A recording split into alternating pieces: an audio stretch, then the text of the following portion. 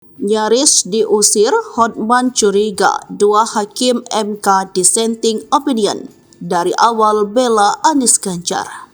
Advokat anggota tim pembela Prabowo Gibran, Hotman Paris Hutapea mengajuk sejak awal curiga dua hakim Mahkamah Konstitusi akan dissenting opinion di putusan sidang sengketa Pilpres 2024. Sebab dari awal dua hakim tersebut sejak awal pemeriksaan terlihat mendukung kubu 01 dan 03.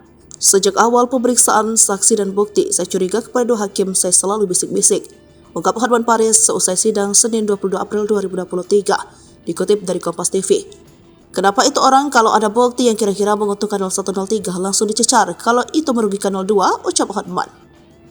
Dua hakim MK yang dimaksud Hotman Paris itu tak lain Eni Nurbaningsih dan Saldi Isra.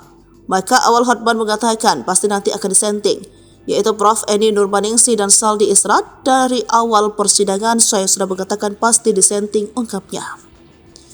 Diketahui MK memutuskan sidang permohonan perselisihan hasil pemilihan umum atau sengketa Pilpres 2024 yang diajukan oleh pihak Anies Baswedan dan Muhaimin Iskandar, Ganjar Pranowo, Mahfud MD.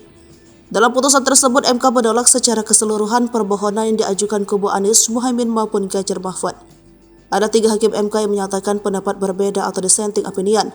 Ketiga hakim itu adalah Saldi Isra, Eni Nurbaningsih, dan Arif Hidayat, yang dinilai perlu pemilu ulang di 5 daerah seperti DKI Jakarta, Jawa Tengah, Jawa Timur, Bali, dan Sumatera Utara. Hal serupa juga ditegaskan oleh Saldi Isra akan keberpihakan presiden pejabat berwenang sehingga mestinya pemilu ulang.